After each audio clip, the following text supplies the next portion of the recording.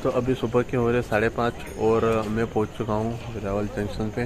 तो अब जल्दी निकलते हैं मंदिर की तरफ और पहले नहाते हैं, फ्रेश होते हैं और उसके बाद दर्शन करने जाएंगे। जैसे प्लेटफॉर्म से बाहर निकला था तो मुझे ये बस मिल गई थी जो कि सोमनाथ ट्रस्ट द्वारा चलाई जा रही है और ये आपको बिल्कुल फ्री में सोमनाथ मंदिर तक लेके आएगी। इन्होंने मुझे यहाँ उतार दिया है, सोमनाथ ट्रस्ट के सामने एक है यहाँ पर उतार दिया है। और अगर आप टेम्पो से भी आना चाहो तो टेम्पो से भी आ सकते हैं। और ये बस बिल्कुल निःशुल्क चलती है, तो अगर आप इसका वेट, और ये हर एक आधे से 1 घंटे में बस आपको रेलवे परिसर के अंदर ही मिल जाएगी। तो आप इससे आना चाहो तो इससे भी आ सकते हो और टेम्पो से भी आ सकते हो।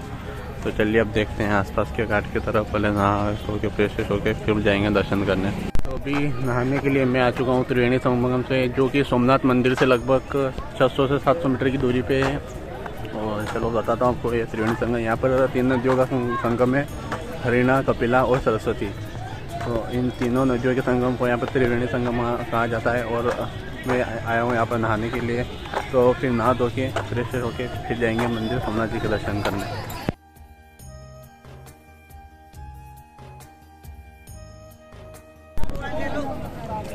तो यहाँ पर ये नहाने की सुविधा, इस प्रकार से नहा सकते हैं आप आराम से। तो अभी मैं नहा के बिल्कुल फ्रेश हो चुका हूँ और अब जाऊँगा मंदिर दर्शन के लिए। और चलिए आप भी नहा लीजिए यहाँ पे, फिर उसके बाद फिर आप भी नहा लीजिए। उसके बाद चलो मंदिर दर्शन करने के लिए चलते हैं। देखिए मैं अभी सोमनाथ मंदिर के यहाँ पर पहुँच चुका हूँ और बैग और जूते चप्पल मोबाइल सब यहीं जमा होगा, कोई अंदर लेके नहीं जा सकते कोई। और यहीं से देखिए आप मंदिर के शिखर दर्शन, प्रथम शिखर दर्शन यहीं से। आप मोबाइल और बैग कैमरा कुछ भी अंदर लेके नहीं जा सकते, आपको सभी ये भी है यहीं जमा कराना पड़ेगा। और ये सुविधा सोमनाथ जी के ट्रस्ट के द्वारा बिल्कुल निःशुल्क चलाई जा रही है, तो आप जाके जमा करा सकते हो। या फिर अगर आप बाहर से अगर प्रसाद लेते हो तो वहाँ पर भी जमा करा सकते हो आप। बड़ा बैग है वो तो आपको बाहर ही जमा करना पड़ेगा, ये क्लॉक नंबर 10 है, यहाँ पे जमा करवाना पड़ेगा। उसके बाद जय सोमनाथ। और मोबाइल है वहाँ पर हो जाएगा, लेकिन यहाँ जो बैग जो जमा कराओगे उसके चार्ज है 10 रुपये। और वो बैग बता देता हूँ आपको कहाँ पर रखना है, गेट। और जैसे ही सीधा इस साइड आओगे पार्किंग की साइड, तो यहाँ पे आपको क्लॉक नंबर 10 दिखेगा, यहाँ पर आपको जमा कराना पड़ेगा। और मोबाइल और बाकी वो तो वहीं जमा हो जाएगा। चलो करते हैं आप मंदिर के दर्शन की ओर। यहाँ से कीजिए मंदिर के शिखर दर्शन आराम से, सीधे ये दिखाई दे रहे हैं। और अभी टाइम हो रहा है लगभग 7:40 और देखते हैं कितनी देर में दर्शन होता है और कितनी देर में दर्शन करके बाहर आ जाता हूँ मैं। दर्शन तो बहुत बढ़िया हुए हैं और तो शब्दों में बयान नहीं कर सकता यार वो वाली फीलिंग। एक आप वीडियो में देखते हो और एक सीधे सामने से देखते हो, वो फीलिंग अलग होती है यार। चलो आपको यहीं से शिखर के दर्शन करा देता हूँ और उसके बाद देखते हैं यहाँ की कोई लोकल साइट सेटिंग है, आसपास के मंदिर है वो घूमेंगे। फ़िलहाल के लिए आपको ये मंदिर के दर्शन करा देता हूँ बाहर से। और उसके बाद फिर एक समुद्र दर्शन है, यहाँ से एक पास में रास्ता जा रहा है, वहाँ पे जाके देखेंगे समुद्र के नज़ारे यहाँ से कैसे हैं। द्वारका से तो बता ही दिया मैंने आपको। तो चलो ठीक है, आगे बताता हूँ आपको मंदिर दर्शन। ये रहा मंदिर का व्यू बाहर से, और इसी के पास से एक समुद्र दर्शन के नाम से है रास्ता, वहाँ से समुद्र का नज़ारा देखेंगे। अभी यहाँ से ये नज़ारे देखिए आप, ये हमारे मंदिर सोमनाथ जी का मंदिर और ये सोमनाथ जी की शिखर दर्शन। मंदिर के जस्ट निकाल द्वार के बाहर ही किया जा रहा है समुद्र दर्शन पर। तो इसमें ओशन का व्यू मिलता है, इसमें देखते हैं कैसे क्या व्यू आता है। और यहाँ पर टिकट लेनी पड़ेगी और पर पर्सन ये प्राइस है 5 रुपये है टिकट की। चार्जेस कुछ इस प्रकार से हैं। अगर आप यहाँ पर साइकिलिंग करना चाहो तो वो भी कर सकते हो, जिसका चार्ज है 20 रुपये। 20 रुपये साइकिलिंग चार्ज भी है। और ये साइकिल आप चलाना चाहो तो चला सकते हो, उनकी कंडीशन देख सकते हो आप।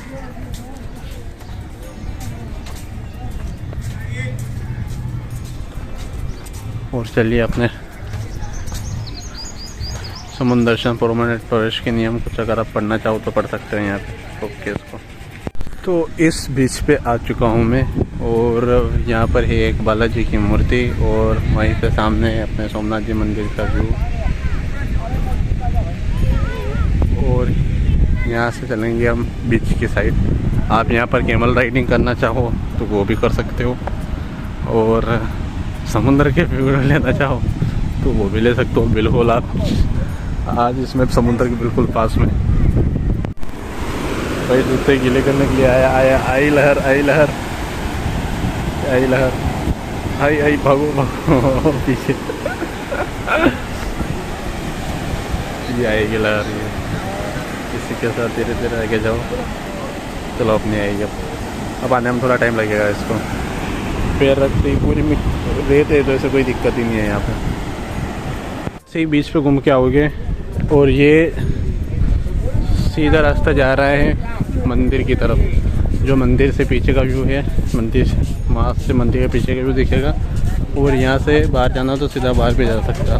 तो चलिए मंदिर के पास चलते हैं और वहाँ से कुछ व्यू लेते हैं मंदिर के और फिर रिटर्न हो जाएंगे। और यहाँ से लगभग 600-700 मीटर के लगभग है। और इस पूरी साइकिलिंग करना है तो आप यहाँ पर साइकिलिंग कर सकते हो जिसके चार्जेस 20 रुपये पर पर्सन है। और कपल को लोगे तो 40 रुपये बात वही है, पर पर्सन 20 रुपये। व्यू कुछ इस प्रकार से दिखता है यहाँ पीछे से। जैसे यहाँ पर वॉक करते हुए आओगे आप आगे तो यहाँ से मंदिर का नज़ारा कुछ इस प्रकार से दिखता है।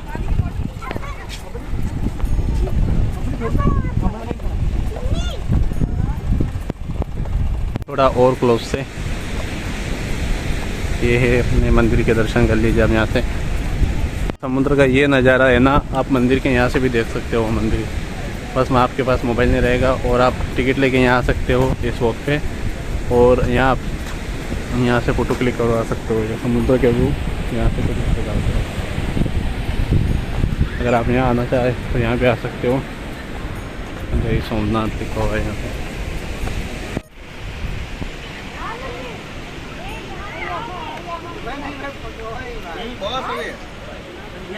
तो मंदिर के दर्शन और ये समुद्र के यहाँ पर घूमने के बाद अब मैं चलता हूँ सीधा बाहर की ओर।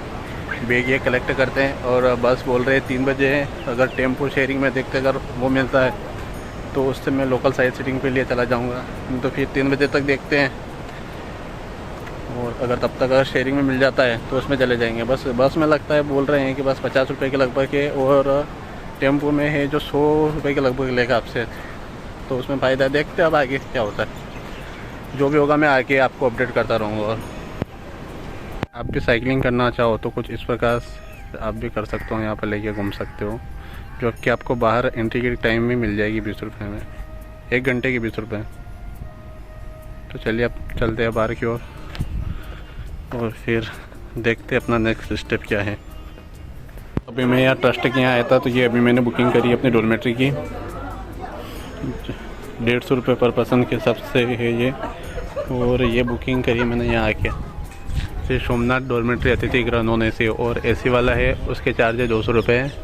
उसमें खाली नहीं थी तो मैं यहाँ आया तो यहाँ आके मुझे मिल गई। आप भी आ सकते हैं अगर आप सिंगल पर्सन हो और यहाँ रात में रुकना चाहो तो डॉर्मेट्री ले सकते हो आप यहाँ आके।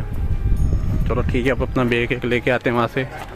और AC डॉर्मेट्री ये सामने दिख रही ये यहाँ पे AC डॉर्मेट्री है और ये वाली नॉन AC डॉर्मेट्री है। और अगर आपको रूम लेना है तो वो भी ले सकते हो।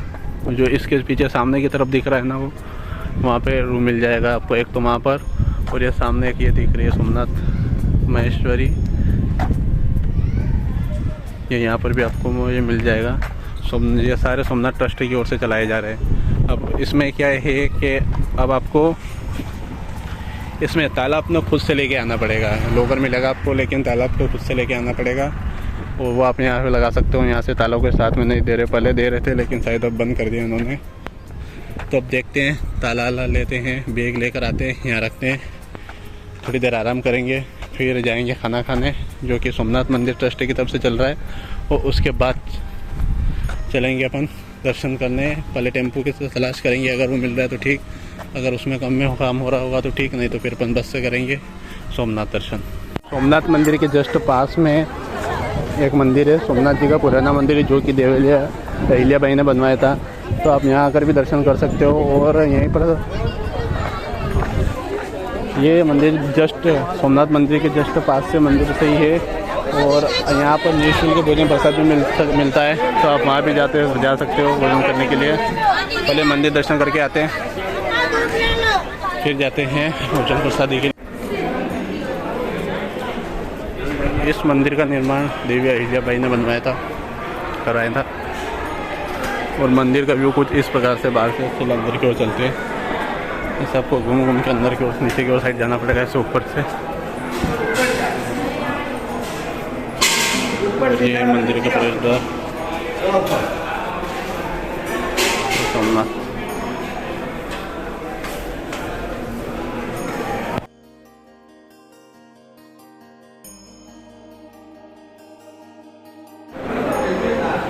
इस मंदिर के अंदर आप गर्भगृह में भी जा सकते हो, लेकिन इसकी टाइमिंग ये कुछ इस प्रकार से, उसके बाद आप अंदर जा नहीं सकते हो। ये टाइमिंग देख लें, इस टाइम अंदर जाना आपको गर्भगृह में, तो इस टाइमिंग के हिसाब से आना आप।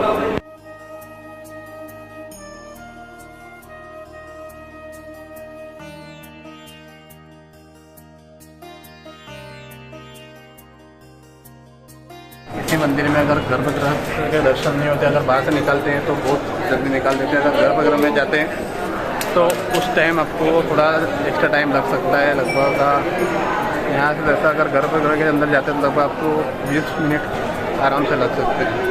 अगर नॉर्मल अगर बाहर से दर्शन करा रहे तो 5 मिनट का हमें लाइनें चलती रहती हैं। मुझे लगे लगभग 10-15 मिनट लगे। अब इस मंदिर के जस्ट सामने ही सोमनाथ ट्रस्ट द्वारा भोजनालय चलाया जा रहा है, तो वो बिल्कुल पूरी तरह से निःशुल्क है, तो आप उसमें भी भोजन करना चाहे तो कर सकते हैं। और अब मैं जाऊंगा, अपने डॉर्मेट्री बुक करी थी वहाँ पे, बैग एक लेके फिर सीधा वहीं पे जाऊंगा, थोड़ी देर रेस्ट करूंगा और उसके बाद फिर देखते हैं अगर अभी चालू हो गया होगा भोजनालय सोमनाथ ट्रस्ट वाला, तो पहले भोजन करूँगा, उसके बाद फिर सीधा डॉर्मेट्री के वहाँ पे जाऊँगा और फिर थोड़ी देर रेस्ट करने के बाद निकलेंगे सोमनाथ दर्शन के लिए। ये देवी अहिल्याबाई का मंदिर और जस्ट उसी के सामने है निःशुल्क भोजनालय।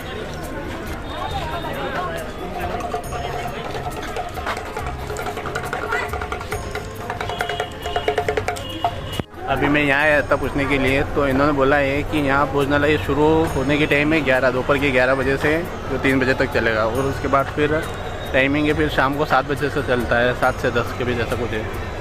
तो अगर आप यहाँ हो तो इस टाइमिंग का ध्यान रखना, 11 से 3 के बीच में आना और शाम को 7 बजे बाद चलते हैं। अब बैग एक ताला वाला देखते हैं यार, डॉर्मेट्री को लॉक भी करना है, पहले बैग कलेक्ट कर लेता हूँ। उसको बैग कलेक्ट करके मैं आ चुका हूँ भोजन के लिए यहाँ पर, और यहाँ पर लंबी हुई लाइन लगी हुई है। तो अगर आप भी फिक्स 11 बजे आते हो तो लाइन का तो देखना पड़ेगा आपको, लंबी लाइन लगी हुई है। कुछ इस टाइप की पर्ची मिलेगी यहाँ पे, और ये बिल्कुल पूरी तरह से निःशुल्क है। और लाइन देख सकते हो आप यहाँ पर।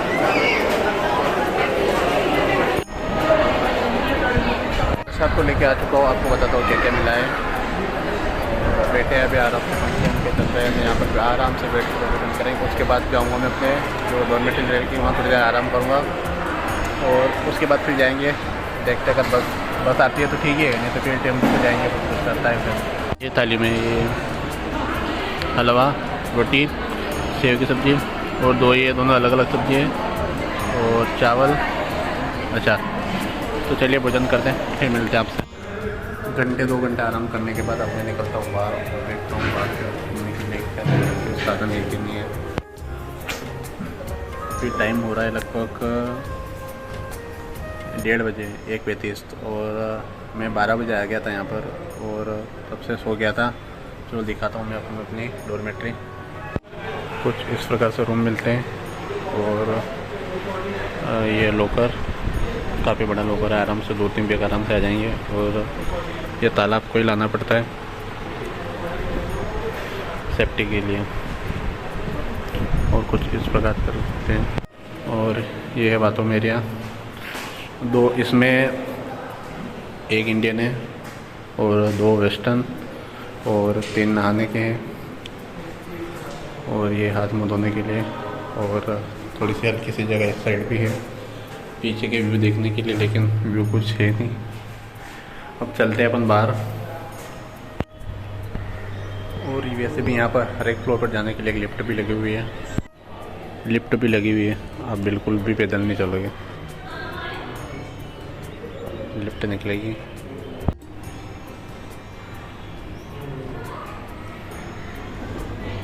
तो अभी मैं आया था सोमनाथ दर्शन के लिए बस की तलाश करने। तो पहले जो बस थी वो मंदिर के पार्किंग स्थल में से मिल रही थी, लेकिन अब बस की जगह लोकेशन चेंज हो गई है। अब बस अपन को लीलावती अतिथि गृह से मिलने लगी है, और इसकी टाइमिंग और उसके नंबर भी मैं आपको बता देता हूँ। पहले मिल रही थी मंदिर के पार्किंग स्थल से, और अब मिल रही है अपन को लीलावती अतिथि गृह से, और यहीं से मिलेगी बस अब। और उसके कॉन्टेक्ट नंबर मैं बता देता हूँ आपको। ये बस की टाइमिंग कुछ इस प्रकार से रहेगी, और आप ये नंबर भी सेव कर लीजिए, अगर आपसे कुछ काम हो तो, कभी कोई दिक्कत हो तो फ़ोन लगा सकते हो। ये रहा लीलावती डाइनिंग हॉल, जो मेन मंदिर है उसी रोड पे है, और बस कुछ यहाँ पर इस प्रकार से खड़ी रहती है। तो चलिए बस में बैठ के करते हैं अपने आगे के दर्शन, और अपनी यात्रा को जो लोकल साइट सीइंग की है वो अब यहाँ से शुरू करते हैं अपनी। और ये बस हमें 4 से 5 जगह लेके जाएगी कुछ इस प्रकार से।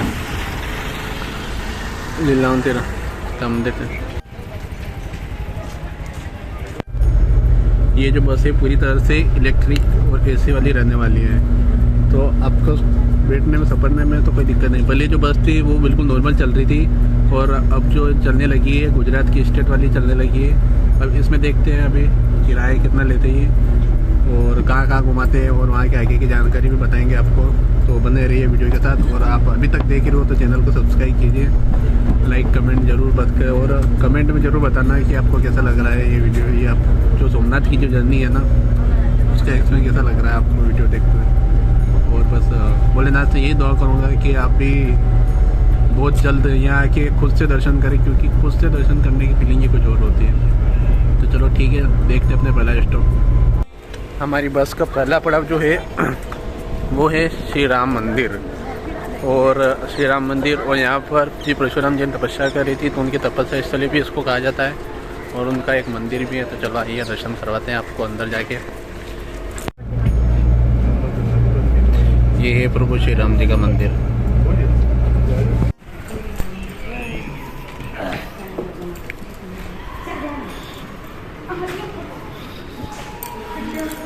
प्रभु श्री राम जी का बहुत ही अच्छा मंदिर है यार, बहुत ही भव्य और सुंदर मंदिर है।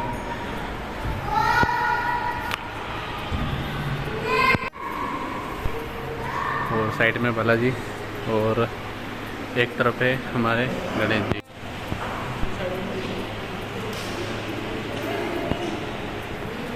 अगर आपके पास एक्स्ट्रा टाइम बचता है तो आप इस प्रकार से जो राम लेखन में भाग भी ले सकते हैं। इस प्रकार से ये राम लेखन,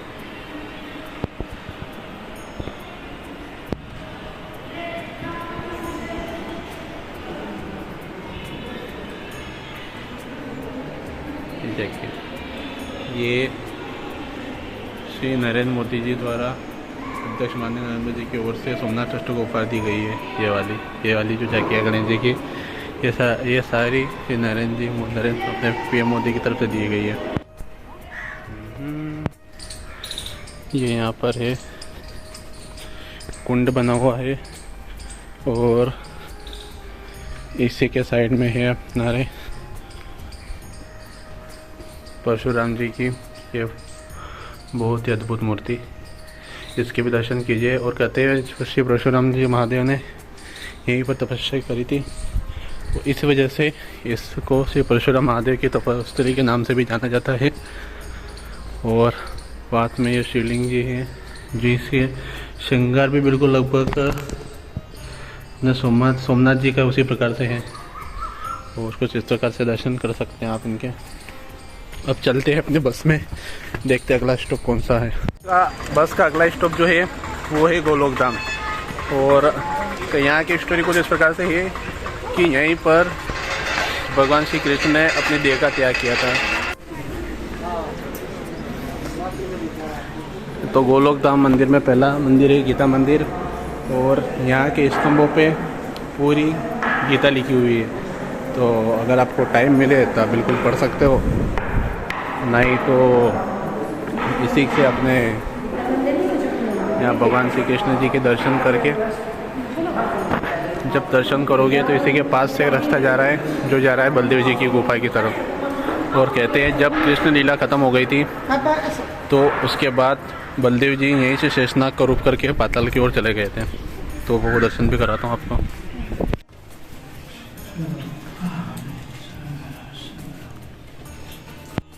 इसमें जो छेद देख रहे हो, कहते हैं उसी छेद से भगवान बलदेव जी शेषनाग का रूप करके पाताल लोक चले गए थे। बलदेव जी गुफा के मंदिर के बाद अगला नंबर है श्री कृष्ण देव और रुक्मणी जी का मंदिर। जो ये गोलोक धाम है, इसके पीछे की ये कहानी है कि जब भगवान श्री कृष्ण एक पेड़ के नीचे बैठे हुए थे और तब एक जरा नाम के शिकारी ने उनको पैर में एक तीर लगाया था। उन्होंने अपने पैर में एक नग पहन रखा था जो कि बहुत ही ज़्यादा चमक रहा था। तो उस शिकारी को लगा कि ये किसी की आँख है, तो उसने जैसे ही हिरण समझ के तीर मारा तो वो तीर भगवान श्री कृष्ण के पैर में आके लगा था। और उसके बाद जब भगवान श्री कृष्ण ने देह का त्याग किया था तो उन्होंने इस जगह पर देह का त्याग किया था जो कि मैंने अभी आपको बताया है। और इसके बाद हम जाने वाले हैं जहाँ पे उनको तीर लगा था, उस जगह पर हम जाएंगे। और अब आगे चल के वो धाम भी आपको बताता हूँ। तो यहाँ पे सिर्फ दो तीन मंदिर है। एक तो ये गीता मंदिर है, श्री कृष्ण भगवान का मंदिर है, और जस्ट पास में है बलदेव जी की गुफा, और यहाँ पर ये चरण पादुका जी की।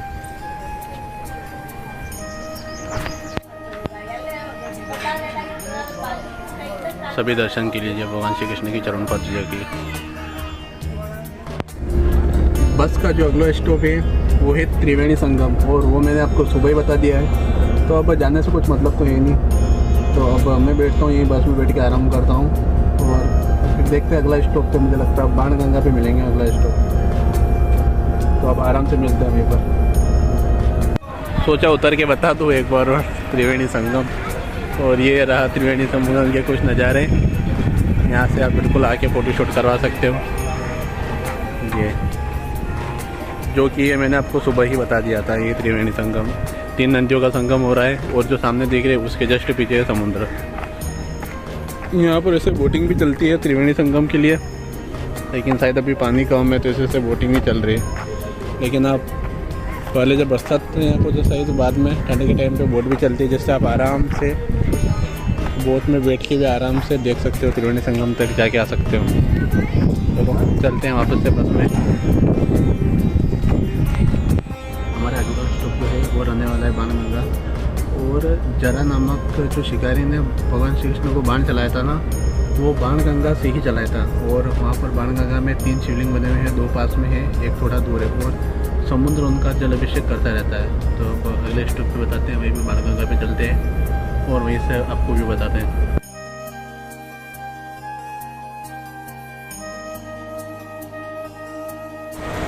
तो अभी मैं आ चुका हूँ बाणगंगा पे। तो जैसे कि स्टोरी मैंने बताया था कि जो जरा नामक राक्षस ने, जरा नामक शिकारी ने जो भगवान श्री कृष्ण को बाण लगाया था वो यहीं से लगाया था। और जो बाण जाके लगा था वो लगा था पालका तीर्थ में, पाल की जगह पे। तो उस जगह का नाम भगवान श्री कृष्ण को बाण लगने की जगह से उनका नाम पालका रख दिया गया है। और यहाँ पर जो है 3 शिवलिंग है, 2 तो शिवलिंग पास में है और एक शिवलिंग थोड़ा दूर है, तो मैं आपको बता देता हूँ। और इन पर खुद ही भोलेनाथ समुद्र से ऑटोमेटिक जल अभिषेक होता रहता है। तो ये शिवलिंग देख होंगे, एक तो ये, दूसरा शिवलिंग ये यहाँ पर अभी भाव कुछ ज़्यादा है, कुछ ज़्यादा है भाव। और एक शिवलिंग और वो हो रहा, वो जो झंडे दिख रहे होगी आपको जूम करके दिखा देता हूँ। ये जो झंडी है ना, एक शिवलिंग यहाँ पर है, तो इनके भी दर्शन कर लीजिए। और अब अगला पड़ा होगा पालका तीर्थ, जहाँ पर जो शिव कृष्ण को बाण लगा था उस जगह पर। तो चलिए बढ़ते हैं अब हमारे अगले स्टॉप की तरफ। और ये पीछे खड़ी दिख रही है हमारी बस, ये जो बस है वो पीछे खड़ी दिख रही है आपको, जिससे से हम आए हैं। इस मंदिर की स्टोरी आप ये जो है ये आप यहाँ पढ़ सकते हैं। आप एक बार रोज की इस बार पढ़ सकते हैं आप आराम से।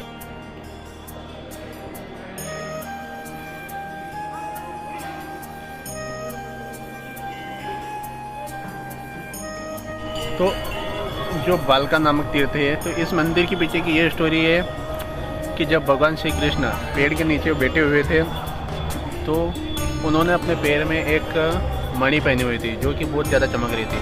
तो जरा नामक शिकारी को लगा वो मणि देखकर कि ये कोई हिरण है, तो उसने हिरण समझकर बाण चलाया। तो वो बाण लगा भगवान श्री कृष्ण के पैर के अंगूठे में। तो जब उसको ये पता चला कि ये क्या हो गया तो वो बहुत ही ज़्यादा भयभीत हुआ, वो क्षमा प्रार्थना करने लगा। तो ये यहाँ पर वही मूर्ति लगी हुई है कि भगवान श्री कृष्ण बैठे हुए हैं और पास में पेड़ है जहाँ पर वो बैठे थे, वो पेड़ पे भी यही है। और जो शिकारी था वो हाथ जोड़ के बैठा हुआ उनके पास में। तो मंदिर में यही दर्शन होते हैं। और जब भगवान श्री कृष्ण ने अपनी देह का त्याग किया तो उनको एक ऐसी जगह चुननी थी जो अच्छी हो, पवित्र हो। तो वो जो देह का त्याग किया था वो था गोलोक धाम, जिसका मैंने आपको अभी बताया थोड़ी देर पहले, जहाँ से हम गए थे। तो गोलोक धाम में भगवान श्री कृष्ण ने अपनी देह का त्याग किया था और जहाँ पर बाण लगा था वो है बालका तीर्थ। और जिस जगह से बाण चलाया था, ऐसा बोलते हैं कि जो अभी बाण गंगा जाके आए थे, बाण वहाँ से चलाया था। तो यही थी हमारे ये लोकल साइट सीटिंग। और अब मिलते थे कि अगला स्टॉप कहाँ पर आता है। जो बालका तीर्थ है उसके जस्ट पास में ही एक बड़ा सा शिवलिंग है, तो आप यहाँ भी दर्शन कर सकते हो, अंदर जा सकते हैं। यहाँ एंट्री बिल्कुल निःशुल्क है, आप यहाँ पे भी दर्शन करके आ सकते हो। एक बड़ा शिवलिंग है ये वाला। और ये रहा हमारा बालका धाम, ये जस्ट पास में, इसी के जस्ट पास में ये शिवलिंग ऐसे ही दिख जाएगा आपको यहाँ पे। तो बस ने हमें जहाँ से ड्रॉप किया था हमें वहीं पे उतार दिया है लीलावती भवन। और इसको लगे लगभग 1.5 घंटे में पूरी जर्नी हो गई कंप्लीट। इसमें दो प्लेसेस हमारी मिस हुई है, वहाँ पर लेके नहीं गए। एक तो था मतलब हिंगलाज गुफा और पांडव गुफा, दोनों एक ही जगह है। अगर वहाँ जाके आते तो आधा घंटा और एक्स्ट्रा होता, तो उन्होंने वहाँ ड्रॉप नहीं करता है। और मेरे हिसाब से मानो अगर तुम 3-4 लोग के ग्रुप में आ रहे हो तो कुछ मतलब नहीं है बस से जाने का। आराम से शेयरिंग में टेम्पो कर लो, 300-400 रुपये लेगा और सारी जगह आराम से बताएगा भी सही। पहले जो बस चलती थी उसमें किराया भी 30 रुपये था और अब तो किराया भी 60 रुपये है। और पहले जो बस वाले अंकल थे वही सारी जगह के बारे में बताते थे, और अभी तो कोई कुछ नहीं बताता। इस जगह के क्या महत्व है कोई कुछ नहीं बताता है। ये सीधा बस जाओ, बस रोक देंगे, बोल देंगे 10 मिनट का समय है और उस समय के अंदर आपको दर्शन करके आना है, बस हाथ जोड़ के आ जाओ। और क्या है, जो बस वाला होता है वो आपको ये सूर्य मंदिर, त्रिवेणी गुफा और कामनाथ मंदिर, इन तीनों जगहों को नहीं लेके जाएगा, वो सीधा आपको त्रिवेणी संगम पर ड्रॉप कर देगा। और ये तीनों जगह भी सिर्फ त्रिवेणी संगम के पास ही है। तो अगर आप सुबह आ सकते हैं तो त्रिवेणी संगम में दर्शन भी हो जाएगा और साथ में ये भी जो टूरिस्ट प्लेस है। अगर आप बस में आएंगे तो बस वाला आपको भी इस जगह के बारे में बिल्कुल नहीं बताएगा। और ये बिल्कुल त्रिवेणी संगम के जस्ट पास में है। मैं भी बस में आया था लेकिन बस वाले ने मुझे यहाँ पर नहीं ड्रॉप किया, तो मैं खुद से फिर सोमनाथ मंदिर से पैदल चल के आया हूँ आपको ये टूरिस्ट प्लेस बताने के लिए। तो चलो ठीक है, आपको ये बताता हूँ मैं आपको। अब ये छाया देवी है, सूर्य भगवान और छाया देवी की अखंड ज्योति जलती है। 21 रुपये अखंड ज्योति के लिए चढ़ा सकते हैं और रक्षा का धागा ले सकते हैं सूर्य भगवान का। सूर्य देव जी का दर्शन कीजिए। सूर्य मंदिर से जैसे निकलोगे साइड में देखिएगा आपको सूर्य कुंड।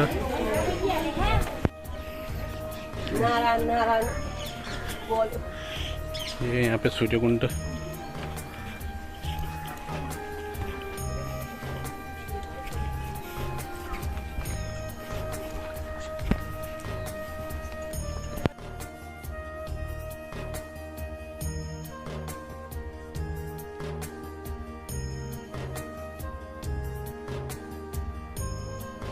सूर्य कुंड से जैसे ही निकलोगे आपको जस्ट राइट में दिखेगी हिंगलाज गुफा। इस साइड है जो पांडवों की कुल देवी मानी जाती है हिंगलाज माता जी, उनकी गुफा इस साइड है।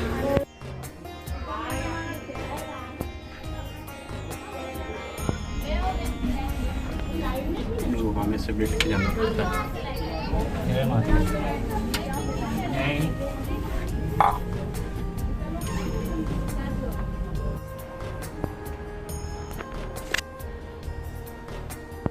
मंदिर के अंदर सकरी से गुफा में आपको जाना पड़ता है। अगर आपको सांस की दिक्कत है तो मेरे हिसाब से आप ना जाए, और वैसे भी इतनी भी कोई ज़्यादा दिक्कत नहीं, आराम से हो जाता है। मैंने थोड़ा सा सीढ़ी उतरनी है और एक जगह थोड़ा लेट के जाना होता है बस, बाकी और तो कोई इशू नहीं है।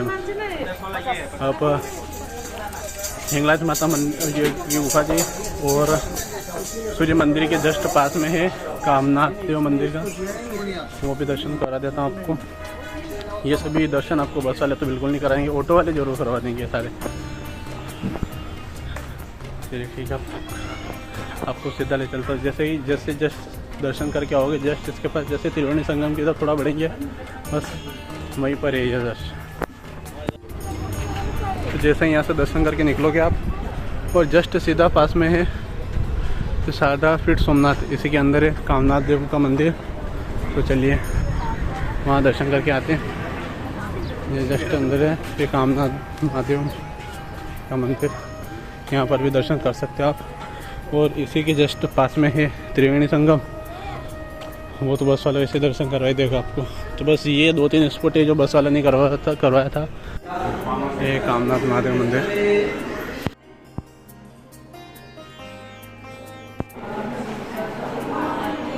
यहाँ पर गंगा जल मिलता है, और ये मंदिर। और यहाँ पर भी एक छोटी सी गुफा है, जहाँ आप गुफा के नाम पे कुछ नहीं है, बस हल्का सा है आदि शंकराचार्य जी की गुफा बस। यहाँ पर भी हल्की सी गुफा थी जिसके दर्शन मैंने आपको करवा दिए। और ये 2-3 स्पॉट ये वही थे जो बस वाले आपको नहीं बताएगी, तो वो मैंने स्पेशल आके कवर कर लिया। अब मैं सीधा चलता हूँ मंदिर की तरफ, एक बार और दर्शन करके फिर विश्राम करते हैं। और फिर सिर्फ कल दमन और दीव जाने को होगा, तो कल वहाँ निकलूँगा। तो चलो ठीक है, मिलते हैं सीधा मंदिर प्रांगण में। आप ये दिख रहे हैं कामनाथ मंदिर, जस्ट यहाँ से बाहर निकलोगे और वो रहा सामने त्रिवेणी संगम।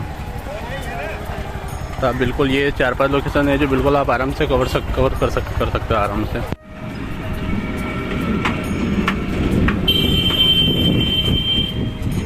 शाम के समय ही सोमनाथ जी का लाइट शो और भी खतरनाक लगता है।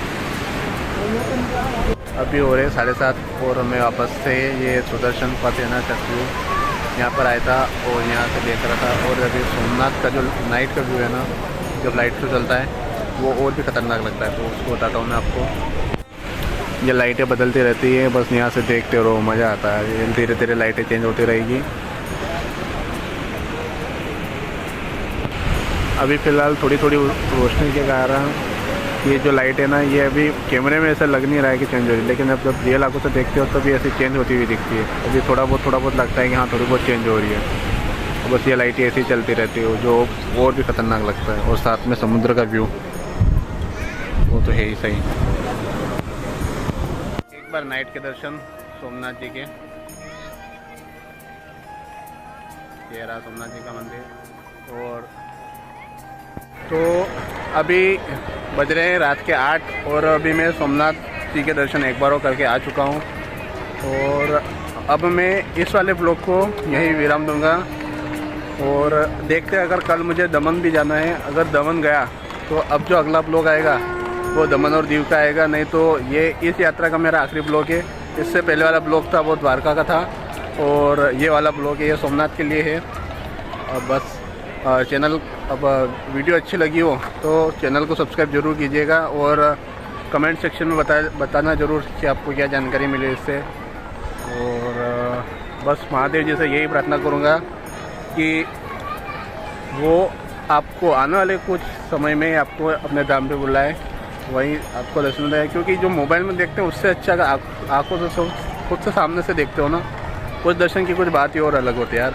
मैं भी पहले ऐसे ही ब्लॉग में देख रहा था बस, और जब आज सामने से देखा तो उसकी बात ही अलग है यार। बस यही महादेव से यही प्रार्थना करूँगा कि आप भी अपने परिवार सहित यहाँ जल्दी अपने धाम पे जरूर बुलाए महादेव आपको। और बस इसी आशा के साथ अब आप लोग को यही विराम दूँगा। अब जाऊँगा रूम पे सोऊंगा, और उसके बाद देखते अगर दमन के लिए सही टाइम पे बस मिल गई तो ठीक है, नहीं तो दमन देखते हैं। अब अगर जाएंगे तो अगला ब्लॉग दमन और दीप का आ जाएगा, नहीं तो बस सीधा यहीं से कल शाम को ट्रेन है वो पकड़ के सीधा अपने विरम गाँव अपने रूम पर, और वहाँ से सीधा घर।